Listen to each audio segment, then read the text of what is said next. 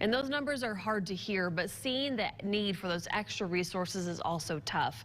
KAMC's Matthew Stell joins us now. And Matthew, when did the state's resources arrive here to help with the care at that nursing home? Yeah, Lauren, a truck from San Antonio got here on Thanksgiving to help fight this virus, especially as it yet again tries to attack those most vulnerable among us.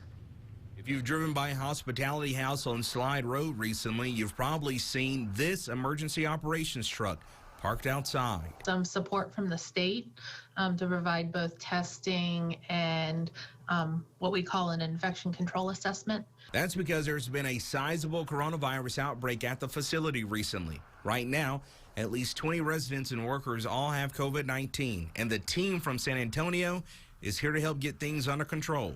Just because it allows us to have staff that can go in and test everybody really quickly.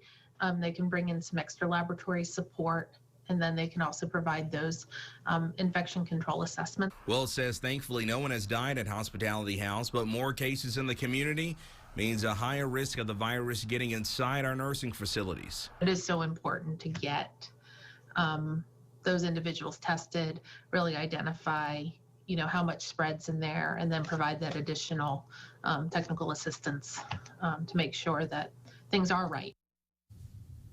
And Lauren, there's been 3,082 new cases in the last 7 days alone, with more than 8,000 people getting tested.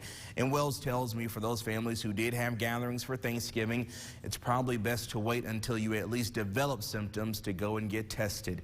She says there's no way of knowing how the holiday will impact our numbers, but after the last 3 major holidays we've had since the pandemic started, our numbers did go up. Lauren?